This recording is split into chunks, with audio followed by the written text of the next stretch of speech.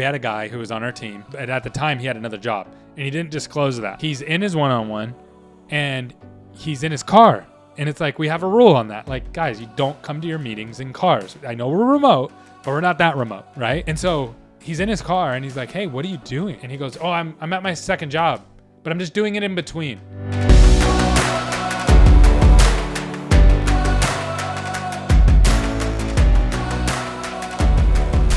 Welcome back to a brand new episode of the 8-Figure Agency Show, where a successful entrepreneur and a soon-to-be successful entrepreneur help you build an 8-figure agency by documenting our successes and our failures.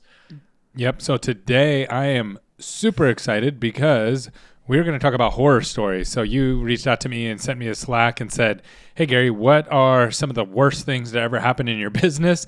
And actually a particular story came up, and that's what sparked the conversation. And then it led into this episode. So I'm excited to talk through a couple of these. And it's nice because I asked Derrik, I was like, do you have any horror stories? He's like, no. And that's a good place to be. So it's awesome not to have any horror stories. But I'll be honest with you, having some of these horror stories is what's built us up to being the company that we are and learning the things that we've learned. So I think that's part of the journey. So I'm excited to tee that up. But before we jump into that, what do you have going on, Derrik? I know you went to an event this weekend. Yeah, I got a lot of fun updates to share with everybody. And look, well, I might not have any really major horror stories, but I might have a couple stories I could share that might hit the audience pretty well in terms of kind of roadblocks I had along the business while I was growing it. But this past week has been crazy. This past Thursday, I went to something called the Ultimate Sales Mastermind. This was an event. It was hosted by Brandon Bernanson and his company Seamless AI. Great company, by the way, Gary.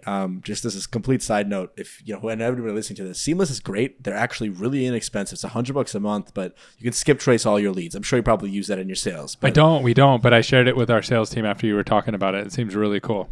I kid you not, when I had I'm not affiliated, nothing. Free trial. They give you 50 credits. I closed 2 clients with the free trial. So I made more with the free trial than it cost me to sign up with them. It was a no-brainer. Highly recommend. So what does it do exactly? What exactly does it do? You go on LinkedIn and you press one button and it finds the email and phone number of anybody who you're looking at on LinkedIn. So combining that with Sales Navigator, I got the direct email to decision makers, and I was having meetings booked like it was nothing.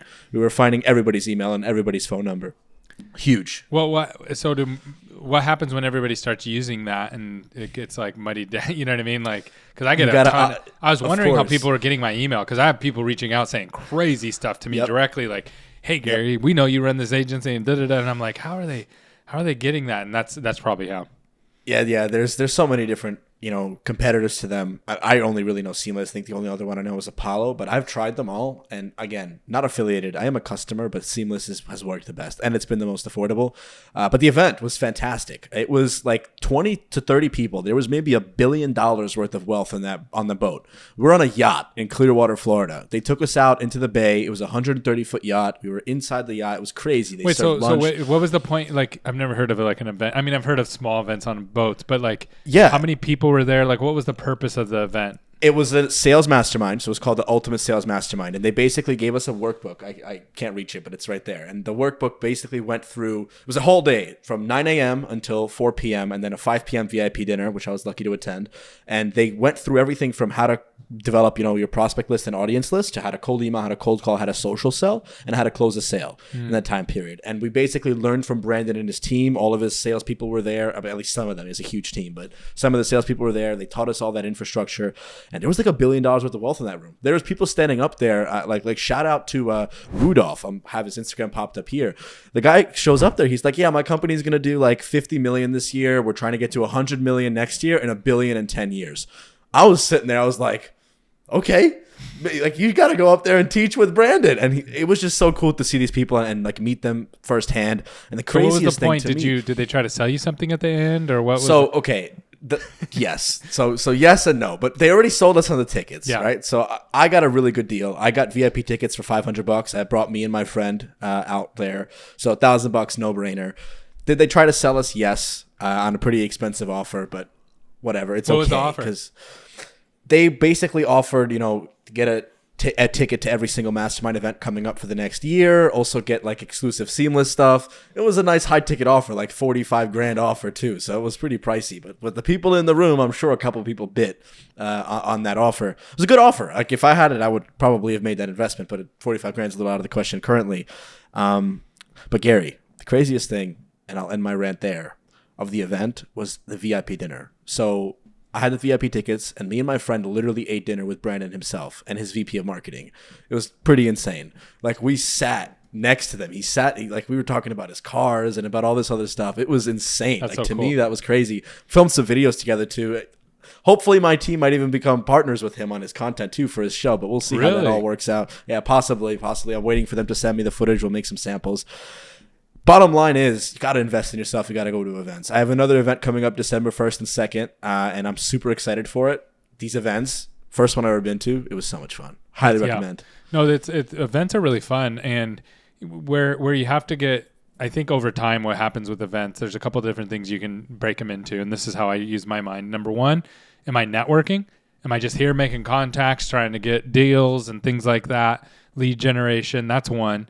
Then the other ones are you learning? Yep. Okay, so some you just go to, you're not going to get any sales, but you're learning something, a skill, a mindset, something like that. And some, now this is the ones that most people leave out, are inspirational. Some are you're just there because when you walk into a room and someone says, I'm building $1 billion company, it changes the way that your brain works because they just unlocked a compartment in your brain that was never there before. And you're like, well, if he can get to $1 billion, I can get to $1 million, you know what I mean? Or whatever. And so it really, those inspirational ones are cool to go to as well. But conferences are always good to go to. I love it. Yeah, it would really open my eyes. I struggle with abundance mindset all the time. You know this. We talk about this on the show all the time. But just sitting in that room, these people, for lack of a better way to put it, there's nothing like special about them. A couple of them had like really nice Rolexes on. But, at the same time, like you'd walk past them down the street and you would never guess they're doing, 8-9 figures in revenue a year, some of them a month. You would have never guessed that. Yeah. Or that they have a company worth $1 billion. Somebody in there sold a couple companies for like hundreds of millions of dollars. And he's sitting in the room. He's wearing flip-flops. Everybody's like in a suit. He's wearing flip-flops. He's like, yeah, I don't wear suits. Yeah, obviously not. You sold a couple companies for 100 million. Like, what's the difference? But yeah, I mean, I digress. That was just invest in yourself, go to events. I could not stress that enough. Gary, what are your business horror stories? Good transition. All right, the biggest one that I had, and this was, I was thinking through this. These usually end up being the biggest opportunities as well. Okay, so the 3 that I'm going to share today, or maybe 4. I have a bonus one at the end that is pretty funny and a good story. But the first 3 are led to the biggest opportunity. So the first one is when in 2020, remember when the bad thing happened? We can't really talk about it on any of these channels because they won't share it, like the search engines won't share it. So we had to be careful of what we say. But in 2020, when all that bad stuff happened, our company went from doing about $250,000 a month in monthly recurring revenue. So we were a $3.5 million company, decent sized company, right? We dropped to $75,000 in MRR overnight. So we dropped about a third. We dropped to a third. So we lost about 65% of our revenue or so in overnight. Like it happened like boom, all at the same time. And that was one of the scariest things because our payroll was bigger than 75,000.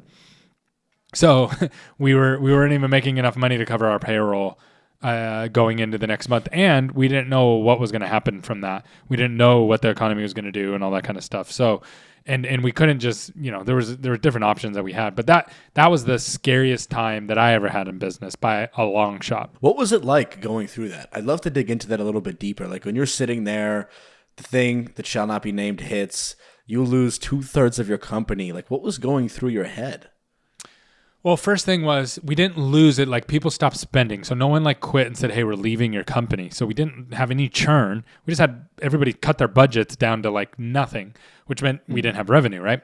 So the first thing that went through my head is like, oh, stinky cows, how's this going to work, right? This is all bad. All the negative thoughts that you could possibly humanly imagine.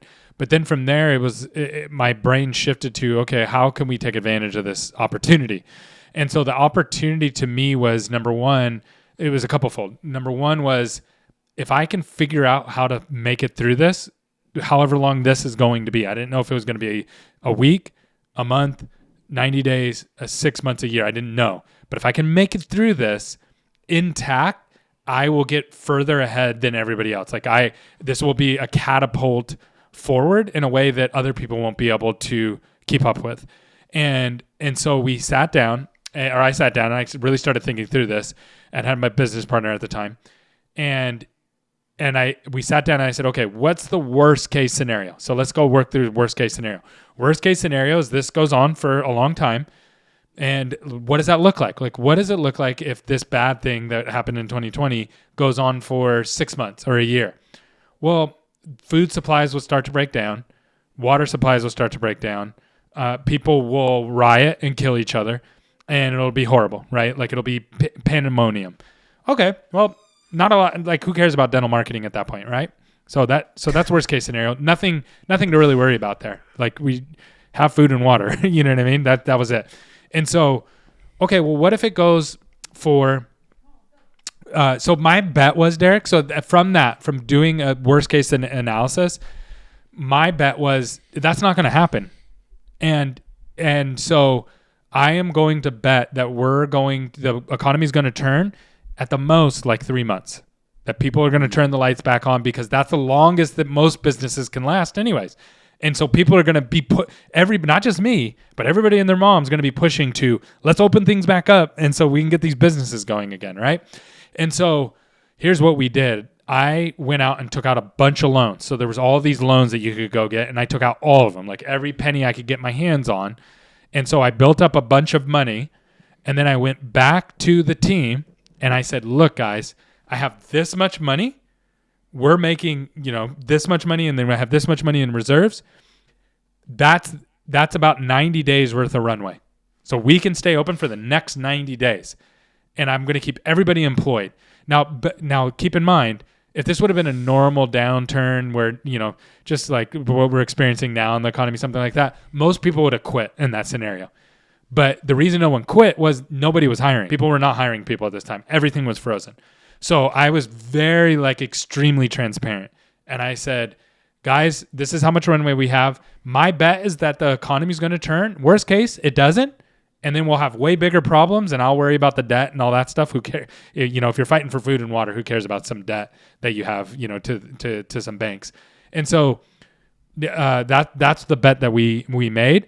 And at that point, it was just put our head down and work. Now, this part was really stressful. This part was really hard on me. I wasn't sleeping well. I also lost all outside normal life. I don't know if people remember this or not, but I didn't go to church. I didn't do my normal errands. I didn't go anywhere. I was in my house.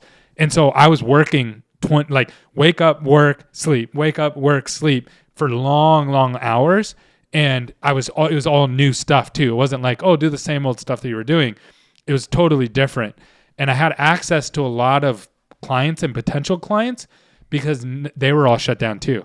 So all of a sudden, people who were hard to get a hold of, I could get a hold of them easily and get them on meetings. So I was having meetings, talking people through things. And what happened was I was right. Our bet was right. The economy opened back up. People needed marketing. And that's where we 5X'd. We 5X from our pre-number. If you go from our $75,000 number, we more than 15X'd. But if you go from the number before COVID, we about 5X. 5X or 15X are both gigantic numbers either way. Gary, that is definitely a horror story. When you first shared that story with me, I couldn't even I saw you, it was in a TikTok video. You actually edited it together a little bit where you showed a video of you during that time, and I didn't even recognize you. You look like a completely different person. I mean, I can't even imagine the stress and weight and pressure you had there. But for those listening, what was your biggest lesson coming out of that horror story that you still took away today? Everything is an opportunity. Everything's an opportunity. You can choose to look at it as a tragedy if you want to, but everything's an opportunity. My dad says this all the time. Chaos creates opportunity. He's a big believer in that. Yep. And I'm a big believer in that. Yep. I see it all the time. Chaos really does create opportunity. You just have to be nimble and ready to pounce on the opportunity when you see it. Yeah, but if you view it as just like, this is tragic and I'm a victim, and why did this happen to me? Then you will become a victim and it will be tragic, and there is no good outcome from that. I really believe in you can pick your road that you want to go down. Yeah, no, absolutely. What would you say the next one is? Okay, so I had an executive. So we have an executive team, right? And so I had an executive with gave me about 5-day notice and say, hey, I'm no longer going to be at the company. And this really, at the time, really hurt because all that stuff landed back on my plate, right? And so basically what we had was somebody was working with us. They were good at one thing inside of the company. They said, hey, if you give me more power and control, I can be good at all these other things too. And I said, okay. And gave him that, opportunity. And he started to bomb big and really hurt the company. And we were like, man, what are we going to do? How are we going to navigate this, with this individual? And before we could even figure that out, he just bailed. And he didn't give a 2-week notice. He said, hey, I know there's a lot of stuff coming up, and I'm just going to give you a 5-day notice. He did it through email. And I was just like, okay. And literally 5 days. Like, today is Monday. Friday will be my last day. Let me know if you need anything. Best of luck to you. And that was really hard because literally all the things fell back on me. And it was just the way it was structured. And then when I got into it, here's the other thing. A lot of the accounts that he was working on churned because of the way he was handling it and things like that. So not only did I have to go back and do a bunch of work that someone else was supposed to do, but then also a lot of the work that was being done was just damage control and people churning from the company, and just was that was painful. That one was really painful. Yeah, I mean, what for you would you say did you take out of that situation? How to lead better, how to hire better? Like, for you, what was your biggest takeaway? Yeah, it's a lot of things. So accountability, not giving people as long of a leash.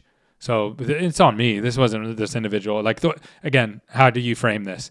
I frame this as great learning opportunity. So number one, too long of a leash. I should have had more accountability. And then number two, I should have seen the signs. Like, when I started feeling the anxiety, I should have realized that he was feeling the anxiety like 10x. Now, here's the good thing though. What happened is I went back through all of his processes that he built and all these things that were very poorly put together. That just wasn't his strength. And I went back through and redid all of them with a project manager. And that's not my strength either, putting together processes, full disclosure. Like, that's not my cup of tea. But it forced me to go back through and rebuild some of the stuff that he was working on. And it's much more, it's like that me doing that put us light years ahead than if I wouldn't have done that. Yeah, that's something huge. I want to just riff on that for a moment there. It kind of goes back to what you said in the beginning of like chaos creates opportunity, right? In this situation, that is definitely a horror story, but what came out of it was still good. It's actually a core value of mine in the company. I call it creativity, and I share that with the team all the time. I don't just mean, cutting and arts and crafts and like art class in 6th grade. That's not what I mean by creative. I mean taking a problem and turning it into an opportunity always. And I mean, sounds like that's exactly what you did twice now. I try to always find the silver lining in things. I know sometimes it's hard. I will say that working with people is hard, and everything is working with people, and you just learn different degrees of it. And I'm still haven't mastered it by any means, but it's hard. People can throw you hard curveballs a lot, and life can throw people curveballs too, right? People get sick. Things happen. So you need to be able to navigate those kind of things and figure it out. No, absolutely. Absolutely. It's huge. I'll tell you, if I may, a little business story of mine. It's not really a horror story, but I mean, this is kind of when I was just starting out a little bit in my agency life. And the first ever client that I had who set me off on the journey, grew the TikTok from 0 to 60K. When I came to him to try to re-sign from 500 a month to like 2,000 a month, which is a huge jump because I really oversold, and 500 a month for the, like, it just It didn't make sense. I was really doing so much work for giving so much value for so little in return. But he basically stood there and said to me exactly what was happening. He's like, Derrik, you have no idea what you're doing. You're charging me this amount of money, and now you want more money. You tried something, you experimented with me, and it worked. And now you're demanding more money because it worked, because you got lucky. And you're using my stuff as a case study to go hire other clients. I was like, I didn't walk out of there with a sale. We parted ways after that, and now I'm here. But not nearly a horror story comparing to yours. But in the moment, it was a little horrific. Yeah. I didn't know what to really do in that situation. I've been in a lot of those. I've been in a lot of meetings like that. And those are never fun. But again, learning situation. All right, I got one for you. So this one, we lost $1 million client, and we could have kept them. We could have got them back, but they demanded that I was their account manager. Now, I created a TikTok around this, and absolutely polarizing. Half the people in the comments are like, bravo, that's the hardest thing in the world you ever do, but you'll look back on this in a couple of years and you'll be super thankful that you did it. And the other half were like, you're an idiot. That was maybe, a couple hours a week worth of work, and you would have had all this extra money in your company. And either way, they were just arguing. People were literally arguing in the comments. If you go find that TikTok, it was a while ago, but I'm driving in a car and I'm talking about this, and I explained it. And I explained it as I had to make a really hard choice, but I had to do it. And my goal, and me as an individual, my job is to serve the team members of SMC, not to serve our clients. That's my job. Now, it's my job to make sure that the clients are getting what they're supposed to be getting and they're taken care of and all those kind of things too, but not directly, indirectly. And so if I'm on a client call, it's literally taking away from my main initiative. Now, can I help with that? Could I support with it? Could I transition it better? Could there be a way that, we could have figured it out? I'm sure there was something there. But overall, if you want to really build a big organization, you don't see certain, CEOs, or you don't see leaders doing certain things. And it's not because they're above it, because I'm not above it. That's how I started. It's because I have a bigger picture. I have a bigger calling that I need to be able to work on and through. And if I'm in client meetings all the time, that just isn't going to happen. That is so difficult. I remember seeing that TikTok. I think might have been one of the comments on there, but I honestly don't remember if I did leave my thoughts. But when I watched it, my first reaction was like, $1 million? And just I was one of those people, like 2 hours a week, $1 million. Now I'm like, okay, I see it. Like, it makes sense. $1 million a year client. We're focusing on building the team, potentially getting you $10 million more in ARR, and you don't have to do the client work, and building the team to do the client work. Option 2, though it's hard, it really does seem like the more logical decision. It's so hard. It's really hard. Yeah, no, it was a hard decision. Like, I had it was $1 million decision. Yeah. It's really hard. And it is what it is. It just, you have to do what you think is best, and people make hard decisions like that all the time. Yeah, it's picking the good for the great, or avoid stepping over the good to get the great. And that's the mindset that you have to have. Now, have I been stuck in this is good enoughville for a long time before? Absolutely. And I think people do get stuck there. And I also think that's why people get burnt out, and people get frustrated, and people get sick and tired and like, I just want to quit, is because they get stuck in Goodville. And good is good, but great is better. And for me, I have to be growing. I have to be challenging myself. I have to be building something, and being in client account calls was not it. And the other thing is too, Derrik, here's my hunch. What would have happened if I said, okay, I'll stay here and do this? The next time there was a big account that might churn, guess what they would have done? Just bring in Gary. Let him come in and manage it. He'll take it. He'll save it. He'll turn it around.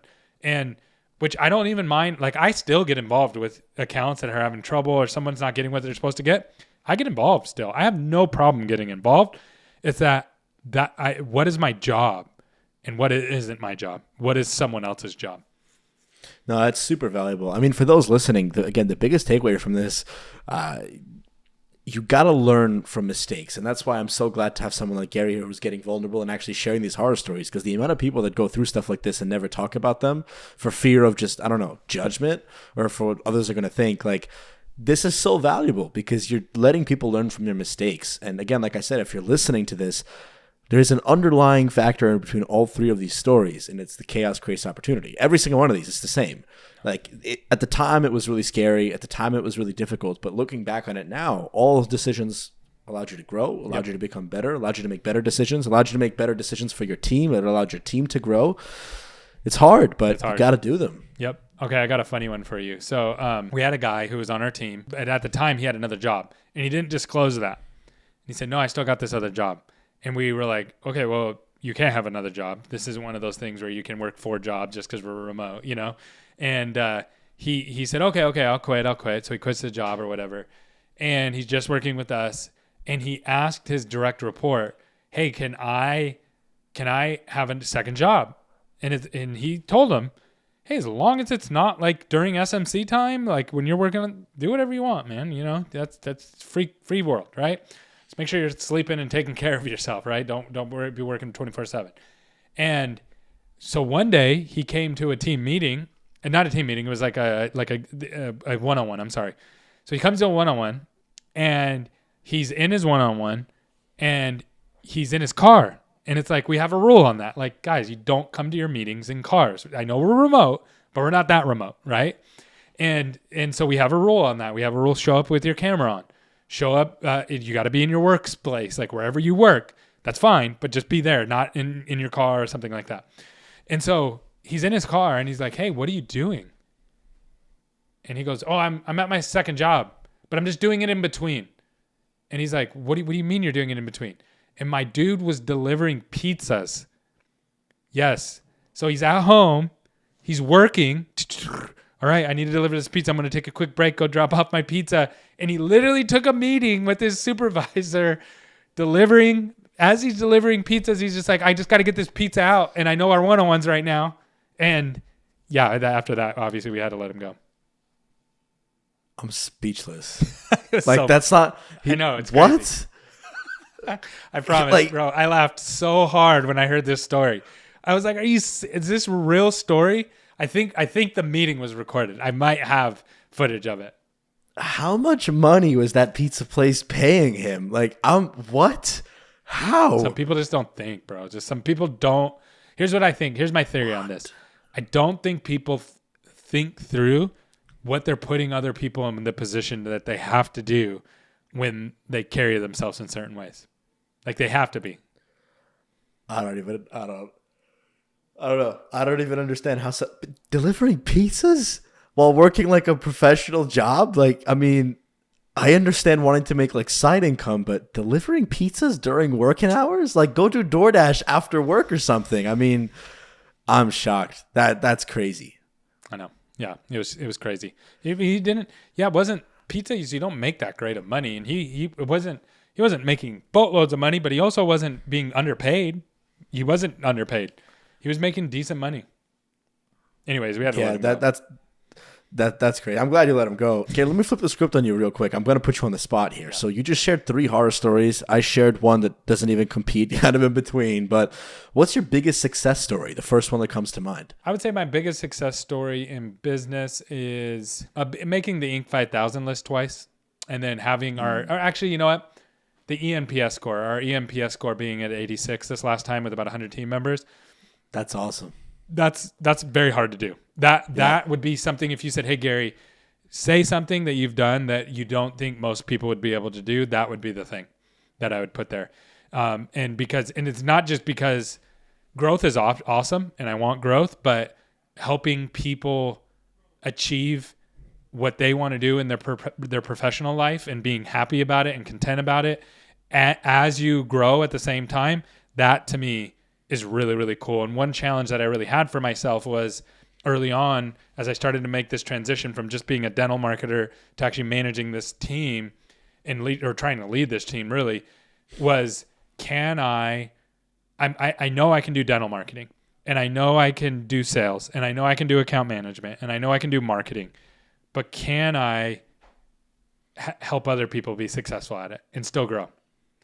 And that was a really hard question. I didn't know the answer to it, and I'm still learning every day. I haven't arrived yet, but I would say that ENPS score with the number of teams, because I also had a lot of team members that quit on us and told us we had toxic culture and we're never going to grow and da da da da. So I had those doubts. Can we figure this out? So that would be the biggest thing. Yeah, I know. I saw you posting a lot some of those reviews recently, and I don't even know how. I've never worked in SMC, but I can't even see that happening, and how people could get that perception. But I mean, at the end of the day, you never really know. Somebody gets fired or quits, everybody always has a negative, and I understand that. That's fine, and we're not for everybody. That's the one thing that I've learned is that it's impossible for me to make everybody happy. I can't. Some people aren't going to be happy. Yeah. Totally, 100% makes sense. Look, I think that this was a great episode. Horror stories. Key takeaway is everyone's going to have business horror stories. It happens, and you just have to learn. You have to take them and take those problems and create opportunity out of them. It's going to be really difficult, especially at first, but you gotta do it. You gotta push through it, and you gotta keep chugging along. Just be consistent with it. Keep putting in the hard work. You have anything to add there, Gary? Nope. Make sure you like, subscribe, follow, repost. All that good stuff. Just do something. Leave us a dislike. Interact with our content. Anything. Just if you're anything. listening this far, you're a true fan. So awesome. Well, hey, we'll see you guys in the next episode of the 8 Figure Agency Show. Peace out.